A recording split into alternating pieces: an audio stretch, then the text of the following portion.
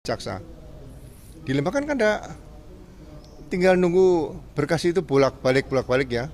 Itu juga menggunakan pedoman dan hukum acara pidana.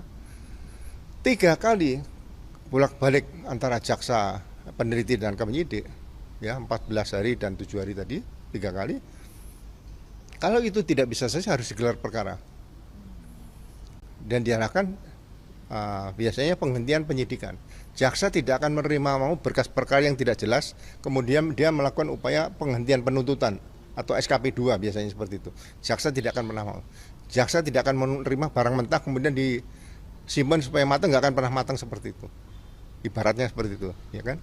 Nah, dalam perjalanannya, ya, berkas ini tahu-tahu tiba-tiba kejadian proses penangkapan, penahanan seperti ini. Nah, saya akan tanya dokumennya bagaimana proses penangkapannya. Nah, ternyata dalam dokumen penangkapan itu disebutkan ada surat Kejaksaan Tinggi tentang P21. Kembali kepada pedoman Kejaksaan RI bab 3 nomor 40. Ya, sampai 41 42 bahwa pengendali perkara adalah kejaksaan. Kalau dari Polda ke Kejaksaan Tinggi itu pengendali perkaranya asisten pidana umum, Aspidu. Nah, Aspidu ini sebagai pengendali perkara. Kalau sudah menyatakan berkas lengkap, kemudian dilengkapi dengan rencana dakwaan, kemudian pengendali perkara bikin surat kepada Kajari di mana nanti akan disidangkan, TKP-nya di mana itu misalnya, Jakarta Selatan, kayak Jakarta Utara dan sebagainya, atau kota mana itu. Nah, Kajari yang menerbitkan P21 itu pedoman Jaksa Agung nomor 1 tahun 2026. Jadi kalau saya lihat di situ dokumen ada P21 diterbitkan oleh Kejaksaan Tinggi, ini sangat aneh lagi. Kejaksaan Tinggi tidak akan pernah menerbitkan P21. Dan itu juga diatur dalam KUHAP. Yang menerbitkan P21 tadi adalah Kejaksaan Negeri yang akan menyidangkan nanti. Nah, ini banyak kejanggalan-kejanggalan seperti ini bagi saya. Ya ini perlu diperbaiki. Ya, saya rasa polisi semuanya sebagian besar ya sudah mengarah pada yang baik lah. Tapi kalau yang tidak baik ini mau dibiarkan, ya nurani saya bangun lagi. Nurani saya sebagai mantan Wakapolri dulu, nurani Pak Hugeng, Jenderal Hugeng Imam Santoso dulu Kapolri, nurani Pak Jenderal Raden Said Sukanto Kapolri pertama, nurani Kapolri yang Pak Anton Sujarwo, Pak Bimantoro, Pak Dai Bahtiar dan sebagainya yang saya kenal dulu, Pak Dibya Widodo sebagainya. Ini kan masih melekat pada diri kita. Kita dulu menyerap ilmunya para senior kita yang terbaik. Nah, ini jangan sampai ada yang menggunakan nurani lain bahwa di polisi ini, boleh itu, nggak boleh. Jadi langkah-langkah yang diambil dalam rangka penangkapan atau penahanan ini seharusnya bukan lagi kewenangan penyidikan lagi.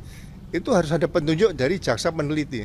Ada nggak jaksa peneliti memberikan petunjuk P18, P19 bahwa harus dilakukan penangkapan atau penahanan. Nah, ini yang sangat aneh bagi saya. Ini harus diperbaiki untuk proses penegakan hukum ke depan seperti itu. Jangan sampai merugikan warga masyarakat banyak. Masyarakat banyak harus diberikan edukasi tentang penegakan hukum yang sebenarnya seperti apa. Berarti kejanggalan-kejanggalan ini bisa dibilang mencederai marwah Polri dan juga menjadi kayak identifikasi ataupun petunjuk bahwa ada intervensi dari pihak lain. Seperti saya bisa mengatakan seperti itu ya. Karena waktu proses penangkapannya saja itu tidak menggunakan etika penegakan hukum atau etika penangkapan. Ya kan? Seorang penyidik dengan timnya beberapa orang lebih dari 5 masuk rumah bisa masuk kamarnya istrinya Pak Roy. Seorang wanita loh. Saya tanya Ibu Roy waktu pakai nama, saya pakai celana pendek, pakai kaos. Kenapa tidak ngajak Polwan? Kenapa nggak ketuk-ketuk pintu dulu? Kan apakah ada ketimuran gitu loh. Dan sampaikan, penangkapan Pak Roy ini bukan penangkapan di awal. Sudah jadi berkas perkara, sudah ada penasihat hukum. Kenapa tidak memberitahu penasihat hukum? Makanya Ibtu R itu yang memimpin itu, ya menurut saya itu melakukan pelanggaran etika profesi berat, ya kan? Atau pelecehan terhadap seorang wanita. Nah, apa wanita Indonesia bisa terima seperti ini kalau penyidik bisa masuk kamar anak wanita, seorang ibu-ibu atau istri itu kan nggak boleh.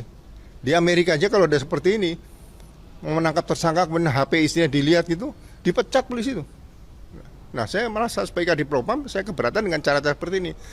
Oknum polisi seperti ini seharusnya diberhentikan tidak dengan hormat. Jangan sampai terjadi lagi. Kalau ini dibiarkan saja, malah nanti mungkin diberikan kenaikan pangkat luar biasa akan dicontoh oleh polisi-polisi lain seluruh Indonesia.